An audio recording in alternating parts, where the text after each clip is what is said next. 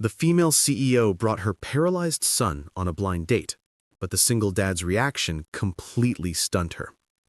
Before we continue, please tell us, where in the world are you tuning in from? We love seeing how far our stories travel. The coffee shop door chimed at exactly 2 p.m., and Frank Caldwell's heart stopped. She was here, Diane Winters, the brilliant CEO he'd been texting for 2 weeks, the woman whose messages made him laugh for the first time in 3 years. But she wasn't alone. Frank watched from his corner table as Diane maneuvered through the doorway, her designer heels clicking with determined precision. Behind her, she pushed a wheelchair where a boy sat, maybe 10 years old. His thin legs motionless beneath a Star Wars blanket, his bright eyes scanning the coffee shop like he was mapping escape routes. The entire atmosphere shifted. Conversations stuttered, a woman quickly looked away. A teenager stared openly until his mother smacked his arm. The barista's smile faltered, transforming into that expression Frank knew too well. That toxic mixture of pity and discomfort that people wore like masks when confronted with disability. Diane's jaw tightened. Her fingers whitened as she gripped the wheelchair handles harder. And Frank could see it in every line of her body. She was ready for war, ready for ejection, ready to protect her son from whatever came next. Adrian, honey, remember what we talked about? We're just stopping by for a minute. Mommy needs to tell someone something important. The boy nodded, but his fingers twisted in his lap. The man doesn't know about me, does he? No, sweetheart, he doesn't. Frank stood slowly, his mind racing, not with excuses or exit strategies, but with a sudden, overwhelming recognition. He knew that look in Diane's eyes, that defensive armor, that exhausted bravery. He saw it every morning in his own mirror. Diane spotted him and stopped halfway across the coffee shop. Her chin lifted, a challenge. "Come on," her posture said. "Get it over with. Run." They always do. But Frank did something that made her freeze completely. He walked toward them, his eyes never leaving Adrian's face, and when he reached them, he dropped to one knee so he was at Adrian's eye level.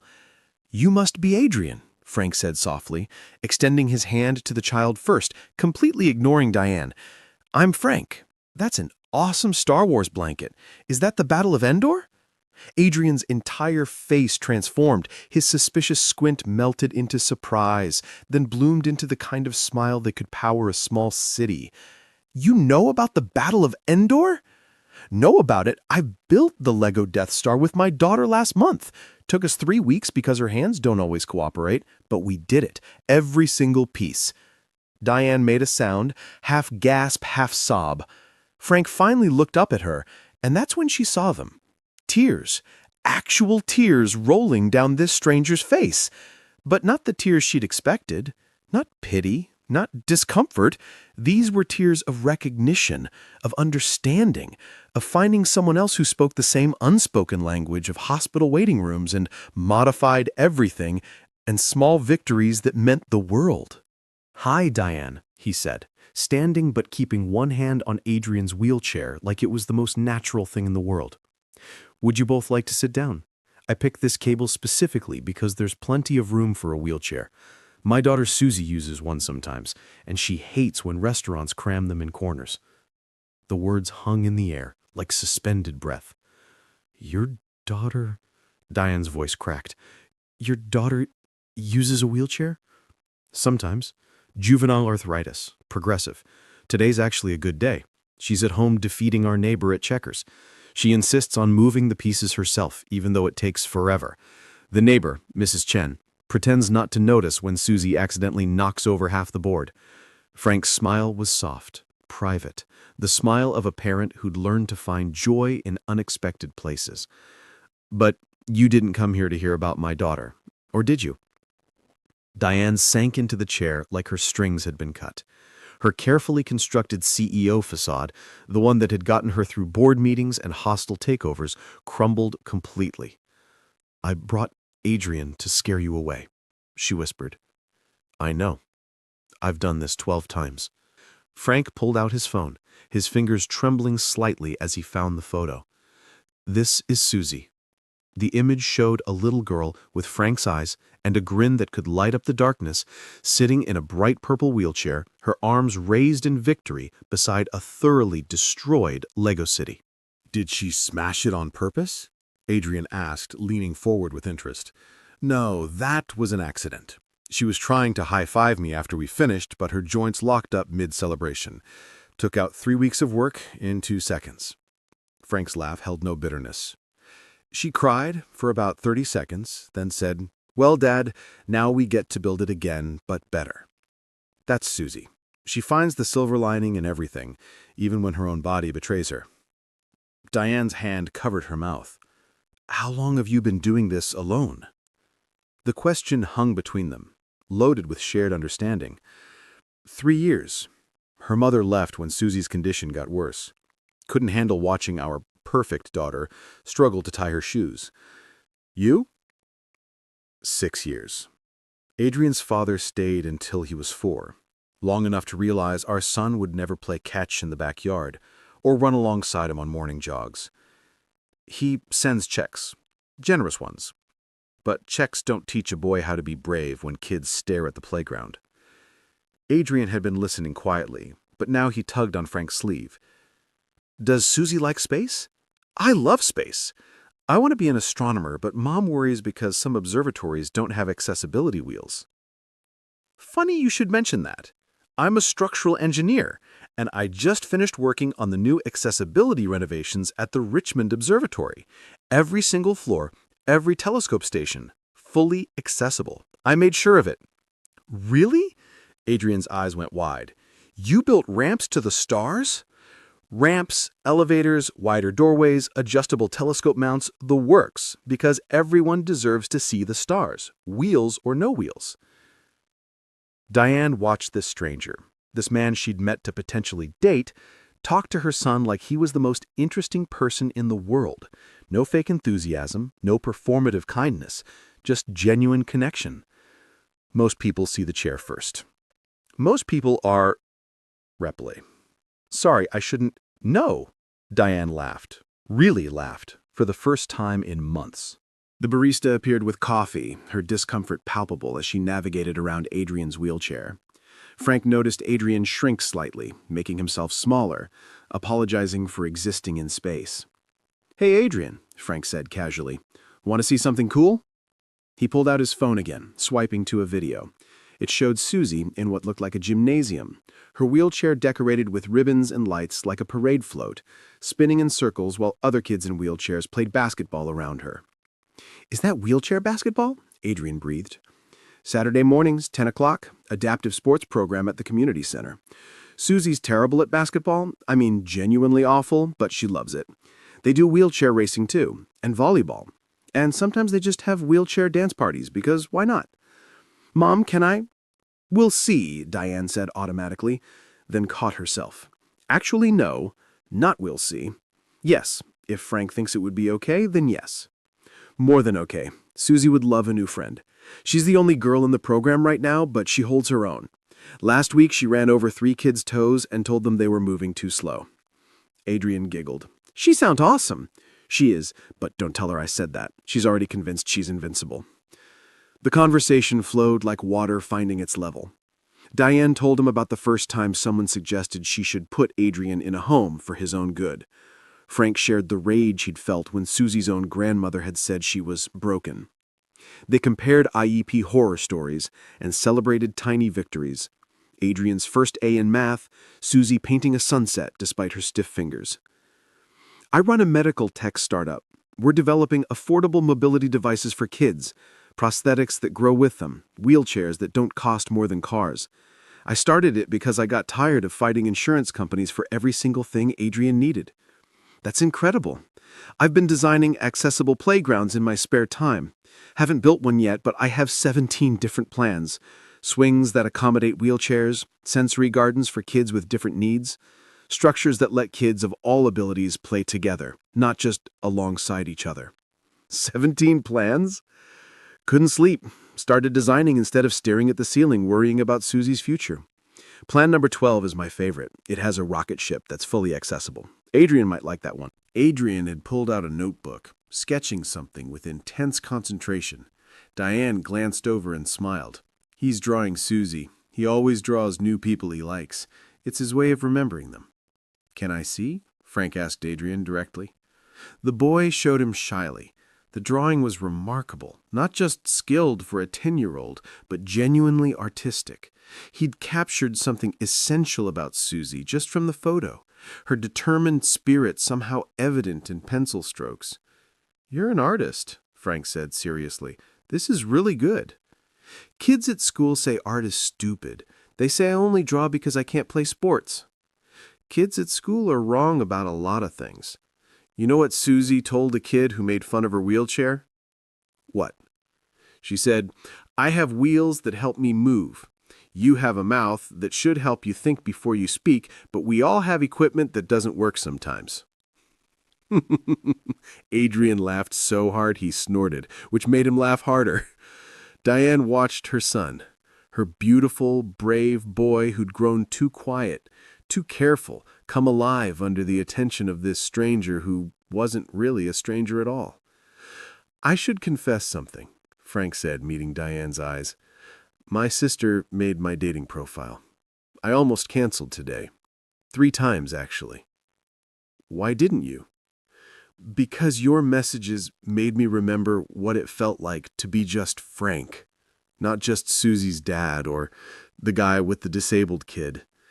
You talked to me like I was a whole person, but I was terrified of telling you about Susie. I planned to wait until the 3rd date, maybe the 4th. I was going to ease you into it like slowly entering cold water.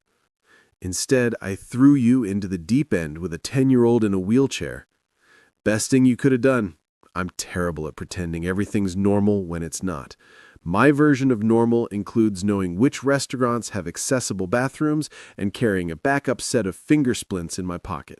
Diane reached across the table, taking his hand. Her fingers were soft but strong, calloused in odd places from pushing Adrian's wheelchair.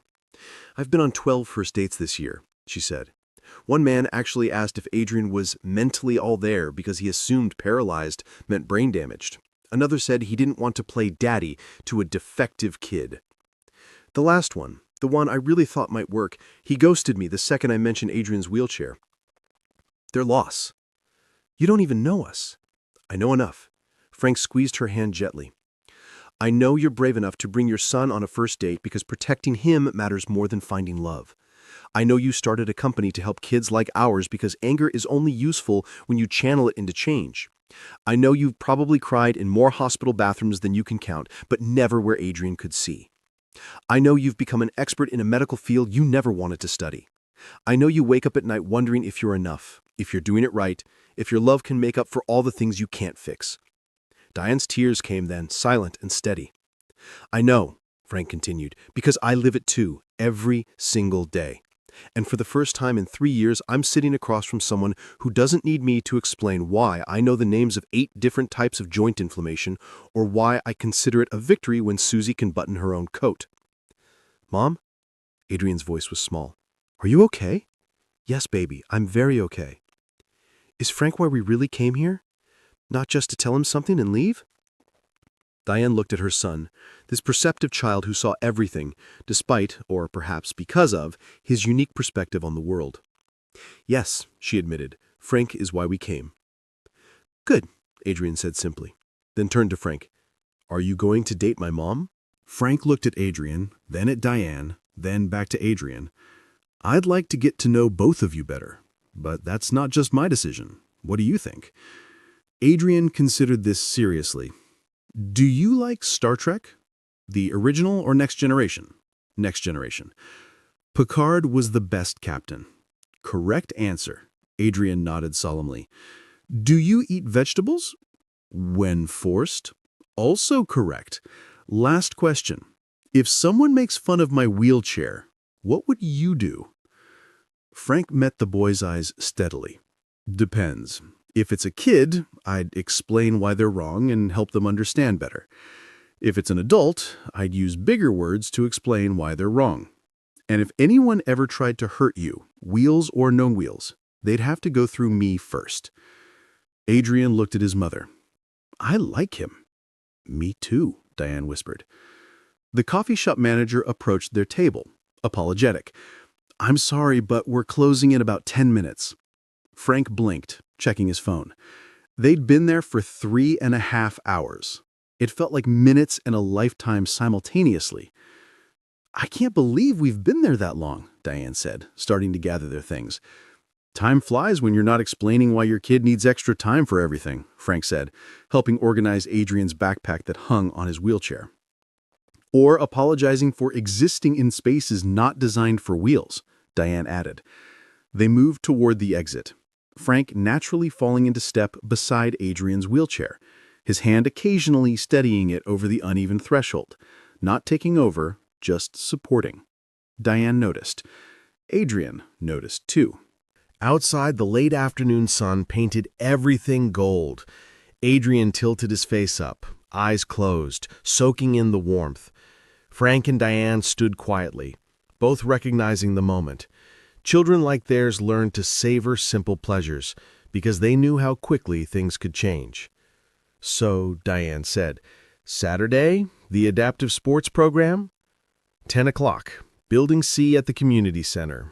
Fair warning, Susie will probably interrogate Adrian about everything from his favorite color to his opinion on whether hot dogs are sandwiches. Hot dogs are definitely not sandwiches, Adrian said firmly. You two are going to get along perfectly. Susie will argue that position for hours.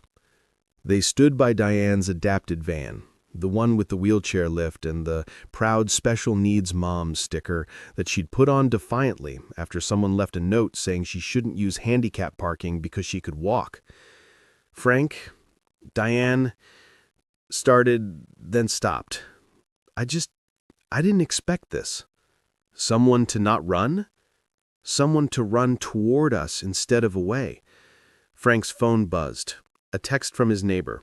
Susie says if you're not home in 20 minutes, she's making cereal for dinner. Again. He showed Diane the message, laughing. She's 8 and thinks she's 18.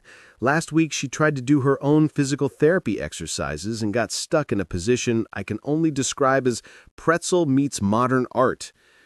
Adrian once tried to fix his legs with duct tape and a bicycle pump.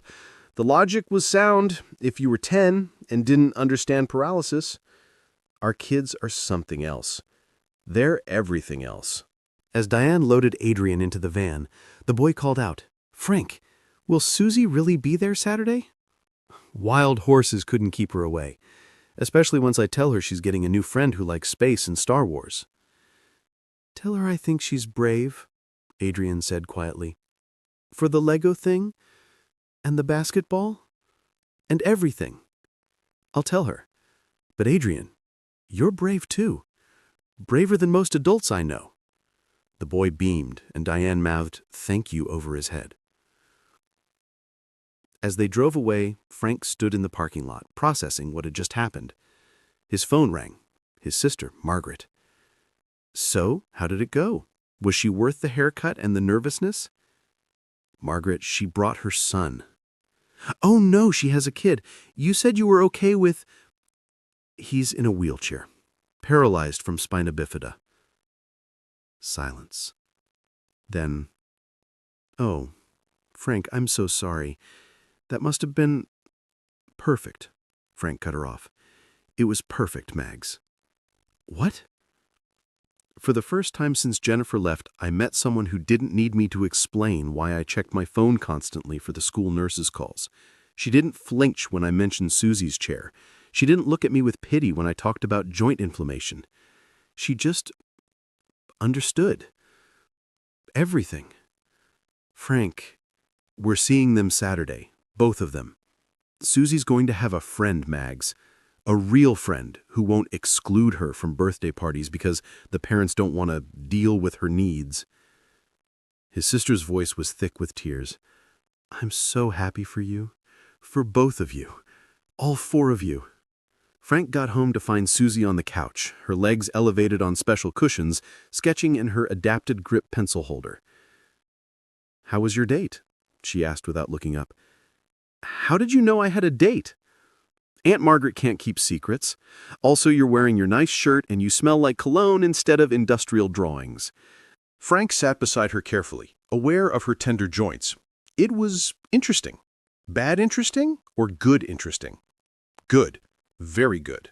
She has a son. Susie's face fell slightly. Oh, he's in a wheelchair. His daughter's head snapped up. What? His name is Adrian. He's 10. He loves space and Star Wars and draws really well. He wants to meet you Saturday at the adaptive program. Susie's eyes went huge. Another kid like me? Not exactly like you. His legs are paralyzed. But yes, another kid who understands. Does he get stared at? Yes. Does he have to miss fun stuff because places aren't accessible? Yes. Does he hate it when people talk to adults about him like he's not there? I'm absolutely certain he does. Susie was quiet for a moment, processing. And his mom likes you? Even though I'm... Because you're exactly who you are. Not despite it, because of it. Dad? Yeah, baby? I'm scared. Frank pulled her close gently. Of what? What if they realize we're too complicated? What if Adrian's mom is just being nice? What if they see how hard it is on my bad days and leave like Mom did? Then they wouldn't be worth our time anyway. But Susie, I don't think that's going to happen. How do you know? Because when Diane saw me cry in the middle of a coffee shop, she didn't run. She cried too. Sometimes, baby girl, broken people recognize each other. And sometimes they realize they're not broken at all, just waiting for someone else who speaks their language. Saturday morning arrived gray and drizzly, what Susie called arthritis weather, because the dampness made her joints ache. Frank almost texted Diane to reschedule, but Susie insisted on going. If Adrian comes and I'm not there, he'll think I didn't want to meet him. I know what that feels like. They arrived at the community center 5 minutes early. The parking lot was nearly empty. The adaptive sports program wasn't exactly overflowing with participants. Frank was helping Susie into her sports chair when Diane's van pulled up beside them. The lift lowered, and Adrian appeared, wearing a basketball jersey that hung loose on his thin frame. His face was nervous but determined. Susie and Adrian looked at each other across the space between their chairs, sizing each other up with the careful assessment of kids who'd learned to be cautious with their hope. "Hi," Susie said finally. "I'm Susie. I like your jersey. I'm Adrian. I like your wheels. They're purple." "Purple's the best color." "No way. Blue is." "Purple. Blue." "Want to argue about it while we play basketball?" "Absolutely." And just like that, they were friends. Not inspirational poster friends, not look how brave the disabled kids are friends, but real friends who'd found their person in a world that didn't always make space for them. Frank and Diane stood by the sideline as their kids wheeled onto the court, Adrian still insisting blue was superior, while Susie launched into a passionate defense of purple that involved historical references Frank didn't know she knew. "She's incredible," Diane said softly. "So is he." "No, I mean, she's just a kid being a kid who happens to use wheels sometimes. You've given her that normality within the abnormal. You've done the same for Adrian." They watched Adrian attempt his first basket. The ball missed entirely, bouncing off the backboard support beam. Susie laughed, not mean-spirited, but delighted. "That was terrible," she called out. "Here, watch me be equally terrible." She launched the ball with her stiff fingers. It went backwards. Both kids dissolved in laughter, the kind that comes from finding someone who understands that sometimes you have to laugh or you'll cry, and laughing is so much better. Your text last night, the one that said this was the best first date you'd had in years, I meant it. Even though I ambushed you with Adrian? Especially because you ambushed me with Adrian. Although technically I think we ambushed each other, you with Adrian, me with Susie. Frank turned to face her. "Can I ask you something? Anything. Why did you really bring him? The truth." Diane watched Adrian pass the ball to Susie, who caught it against her chest and grinned triumphantly. "Because I'm tired of pretending I'm not a package deal. I'm tired of men who say they're fine with kids but assume Adrian's some normal kid who'll play catch in the yard and grow up to give them grandkids who'll carry on their family name. I'm tired of explaining that my son is brilliant and funny and artistic and worth knowing exactly as he is. So I brought him as a test, a filter, a way to fail fast if we were going to fail. And if I'd failed? Then Adrian and I would have gotten coffee and gone to the Science Museum like we do most Saturdays. But you didn't fail. You saw him. Really saw him. I saw you both. On the court, Susie was teaching Adrian her signature move, spinning her chair in circles until she was dizzy, then attempting to shoot. It was ridiculous and beautiful and perfect. My ex-wife couldn't handle Susie's condition. She said she didn't sign up for a disabled child, as if any of us sign up for the cards we're dealt. She sends birthday cards, Christmas cards, checks, but she hasn't seen Susie in 2 years. Adrian's father shows up twice a year, takes him to lunch at restaurants without wheelchair access, then gets frustrated when we have to leave. He keeps asking when Adrian will grow out of it, as if paralysis is a phase like teenage rebellion. They're missing everything. Everything that matters. The coach called for a water break. Adrian and Susie wheeled over, faces flushed with exertion and joy. "Mom," Adrian exclaimed, "Susie says there's a telescope at the observatory that I could use from my chair. Frank built it." "Frank didn't build the telescope," Susie corrected with 8-year-old precision. "He built the platform that makes it work for people like us. That's even cooler." "Can we go sometime?" Adrian asked, looking between the adults. "All 4 of us?" Frank and Diane exchanged glances. "I think that could be arranged," Frank said carefully. "Does this mean you're dating?" Susie asked bluntly. "Because Aunt Margaret says you need to date, Dad. She says you're becoming a hermit crab, whatever that means." "Susie." "What? It's true. You only leave the house for work and my appointments. That's not healthy. My therapist says so." "Your therapist is talking to you about my social life." "No, but she asks if you're taking care of yourself too. I told her you eat cereal for dinner when I'm at Aunt Margaret's." Adrian laughed. "Mom eats protein bars and calls it dinner." "Adults are disasters," Susie declared. "We should supervise them." "Agreed," Adrian said solemnly. "Mom, you should date Frank. He understands about the chair and the appointments and the stairs. Plus, he builds cool stuff." "Adrian." "And Dad," Susie added, "you should date Adrian's mom. She runs a whole company and doesn't treat Adrian like he's broken. Plus, she's pretty." Both adults turned red. "Out of the mouths of babes," Diane muttered. "More like out of the mouths of tiny tyrants," Frank replied, but he was smiling. The coach blew the whistle for the game to resume. As the kids wheeled away, Adrian called back, "Frank, will you stay for the whole practice?" "Wouldn't miss it." "Both of you?" Susie added, looking at Diane. "Both of us," Diane confirmed. They spent the next hour on the sideline, not talking much, just existing in the same space. Occasionally, their hands would brush. Once, when Adrian made his first successful basket, Diane grabbed Frank's arm in excitement, then didn't let go for a full minute. "This is nice," she said quietly. "Which part?" "All of it. Watching them be kids, not having to explain or apologize, having someone else who gets it." She paused, "Having you here." Frank wanted to kiss her, right there in the middle of a community center that smelled like old gym socks and industrial cleaner, with their kids playing adaptive basketball badly but enthusiastically. He wanted to kiss this woman who'd walked into a coffee shop armed with her son and her courage and changed everything. Instead, he took her hand properly, interlacing their fingers like their lives were starting to interlace. Complicated and imperfect, but somehow exactly right. "Next Saturday?" he asked. "We'll be here. And maybe dinner after? All 4 of us? I know a place with great ramps, wide aisles, and the best mac and cheese in the city. Susie's favorite. Adrian loves mac and cheese. Then it's settled." As practice ended and they helped their kids pack up, the coach pulled Frank and Diane aside.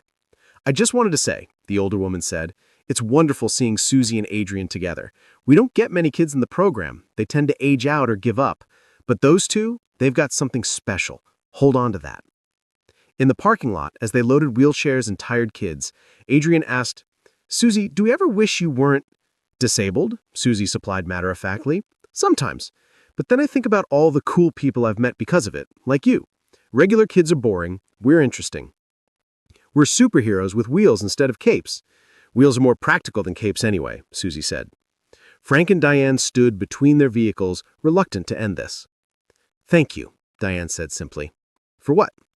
For seeing Adrian before his chair, for making Susie laugh, for not running. Thank you for being brave enough to show up as you really are, both of you. Same time next week? It's a date. A date or a kids playing basketball date? Frank grinned. Both. As they drove away in opposite directions, Frank's phone buzzed with a text from Diane. Adrian hasn't stopped talking about Susie. He's already planning to teach her about constellations. He replied, Susie's drawing pictures of Adrian's wheelchair to figure out how to make it more aerodynamic for racing. Our kids are going to be troubled together, aren't they? The best kind of trouble. That night, as Frank tucked Susie into bed, careful of her evening stiffness, she said, Dad, I think Mom was wrong. About what, baby? We're not broken. We're just different. And different isn't bad. No, it's not. And Adrian's mom is nice.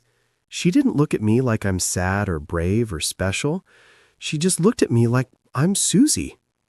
That's because that's who you are. Just Susie. Exactly Susie. Perfect Susie. Dad? Yeah? Don't mess this up, okay? Frank laughed, kissing her forehead. I'll do my best. Miles away, Diane was having a similar conversation with Adrian. She didn't care about my chair, Mom. She just wanted to know if I liked purple or blue better. That's because she sees you, baby. The real you. And Frank knew about Star Wars in space.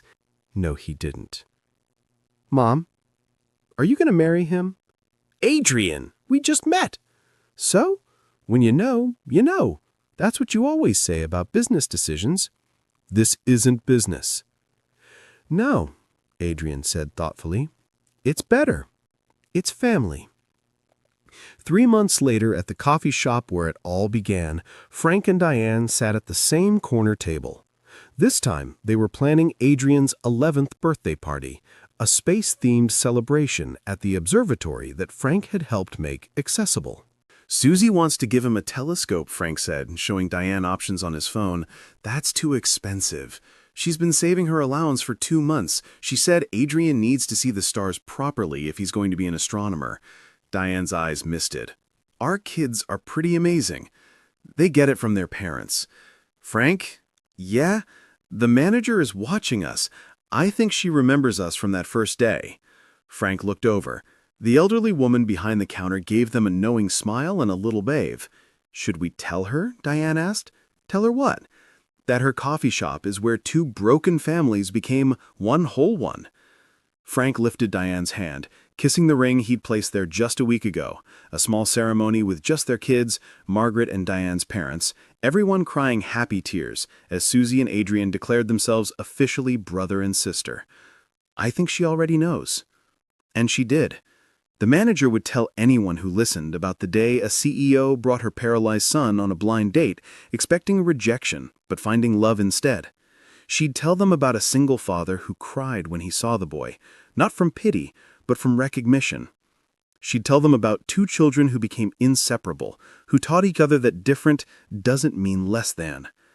But mostly, she'd tell them about the power of showing up exactly as you are, broken pieces and all, and finding someone who doesn't want to fix you, but wants to build something beautiful with you anyway. Because sometimes love doesn't look like perfection.